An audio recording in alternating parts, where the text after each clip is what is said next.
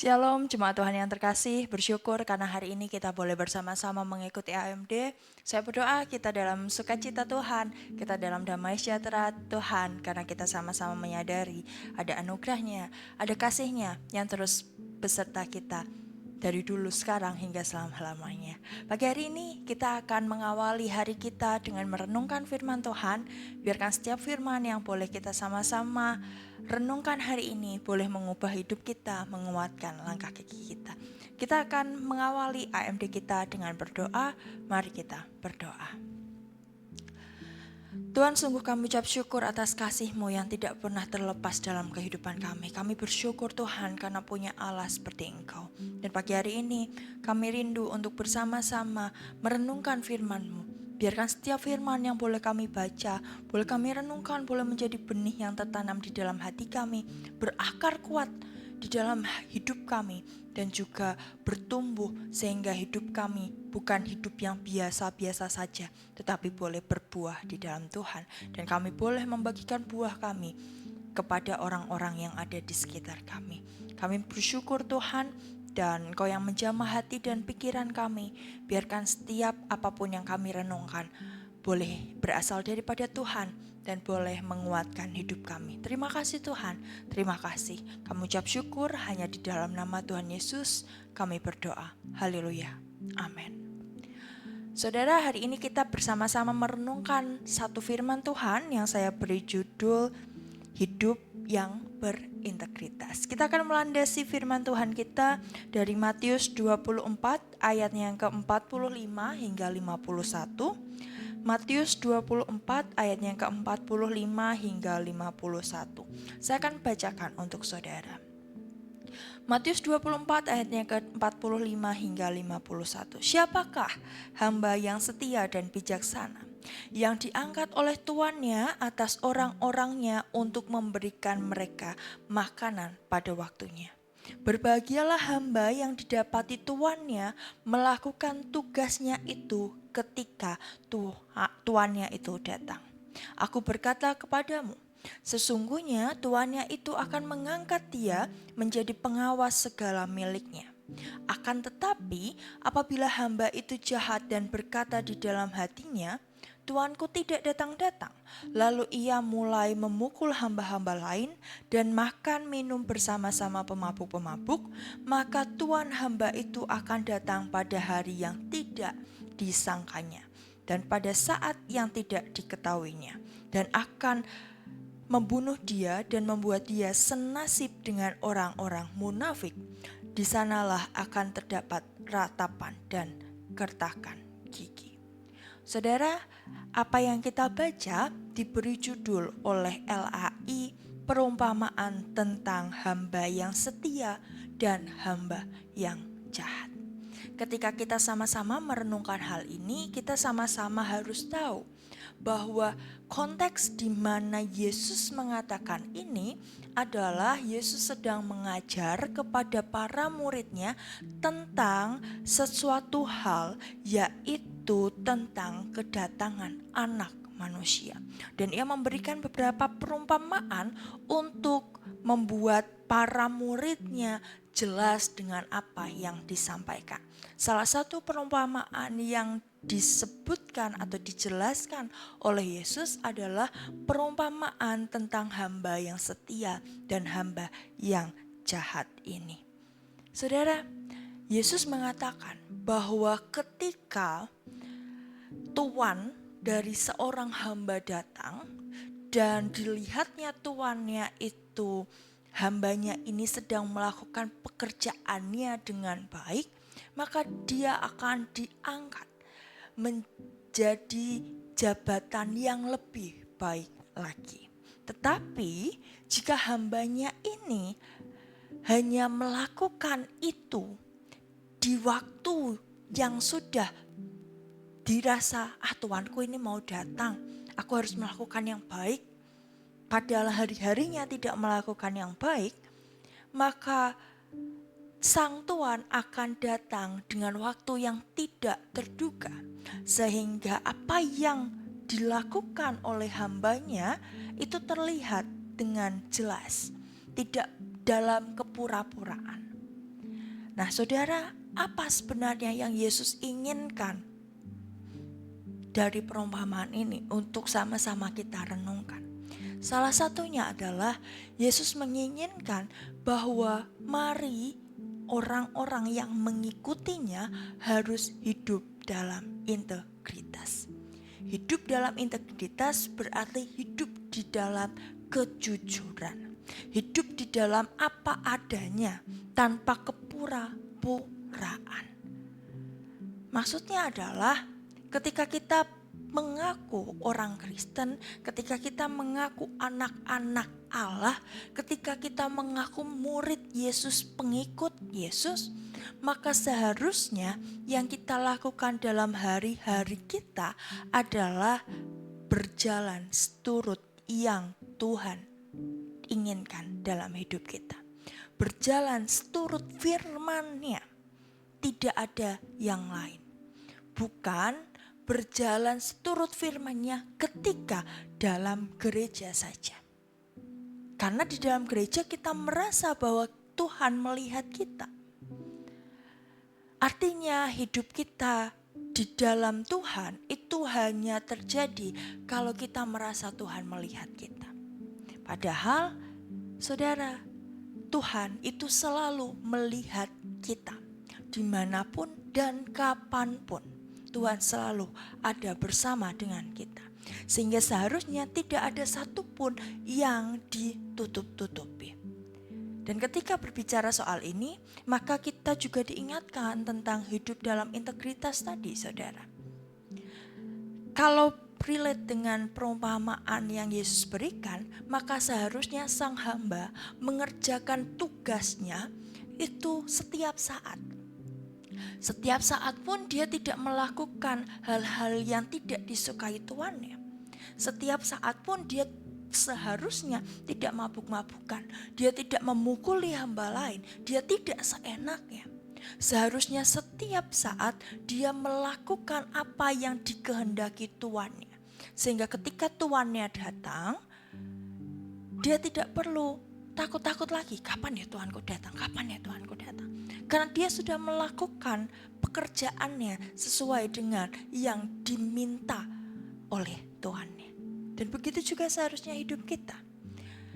Kita harus menyadari bahwa kita tidak pernah tahu kapan Tuhan datang.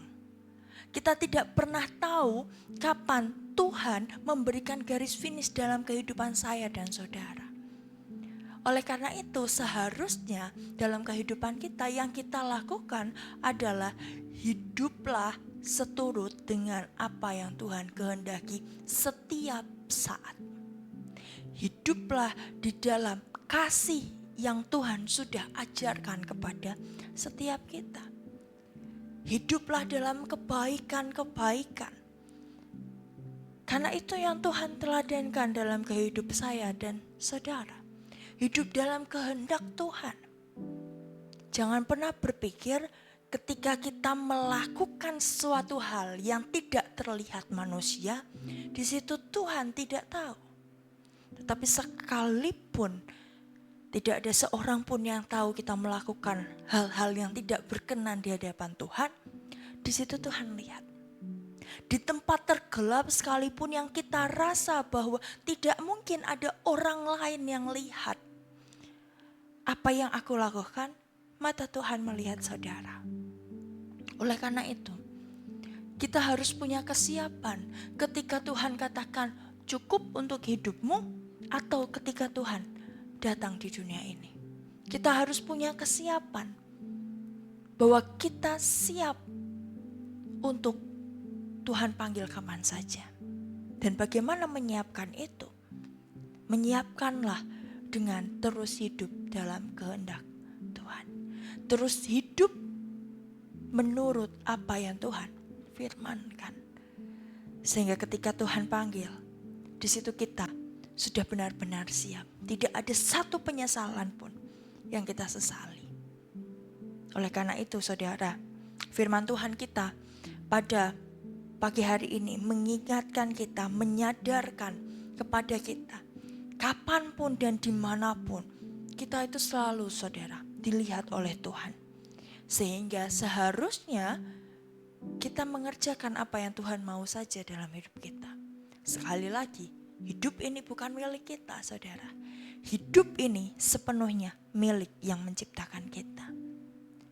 Hidup ini sepenuhnya milik Tuhan.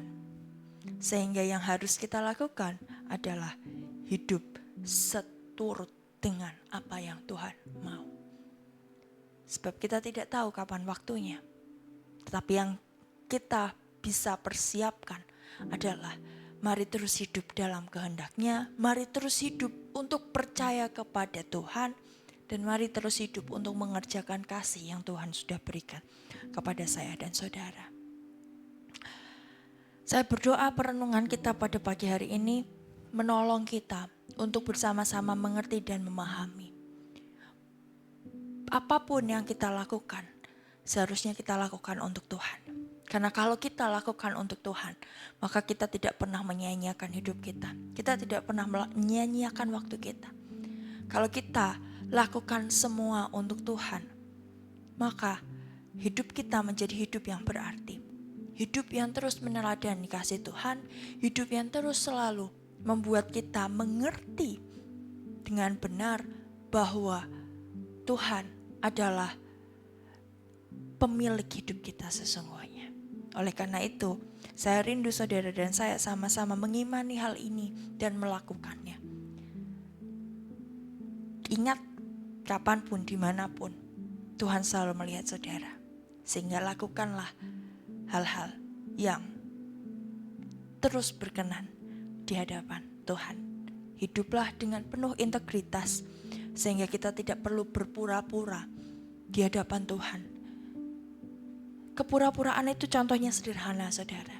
Ketika kita masuk di dalam gereja, kita menjadi orang yang paling suci. Kita menjadi orang yang paling mengerti firman. Kita menjadi orang yang paling dekat dengan Tuhan. Tapi keluar dari pintu gereja, engkau hidup dengan arogan. Engkau hidup dengan seenaknya saja.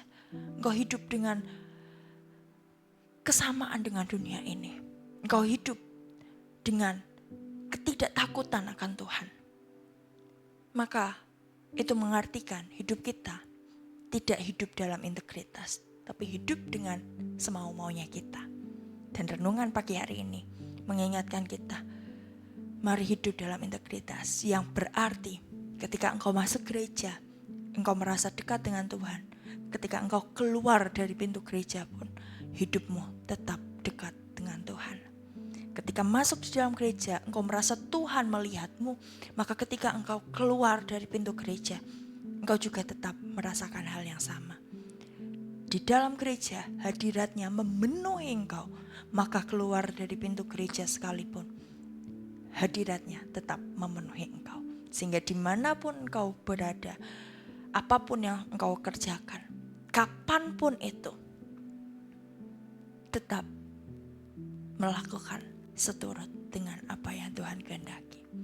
Tetap hidup dalam integritas bersama dengan Tuhan. Kita akan akhiri AMD kita dengan berdoa. Mari kita berdoa. Tuhan, kami mengucap syukur karena pagi hari ini Tuhan ingatkan kami untuk hidup dalam integritas. Kami bersyukur Tuhan, ajarkan kami Tuhan untuk mau terus hidup di dalam kejujuran. Hidup di dalam integritas kami. Sehingga ketika kami percaya kepadamu, maka di situ Engkau yang menguasai hidup kami dimanapun dan kapanpun. Ajarkan kami untuk terus percaya bahwa matamu selalu melihat kami, sehingga kami tidak berbuat yang tidak seturut dengan kehendak-Mu. Ajarkan kami untuk terus mampu berbuat dengan apa yang Tuhan kehendaki dalam hidup setiap kami. Tuhan, kami juga berdoa untuk setiap kami yang saat ini dalam studi maupun dalam pekerjaan, kami minta pengurapan yang daripada Tuhan turun atas setiap kami.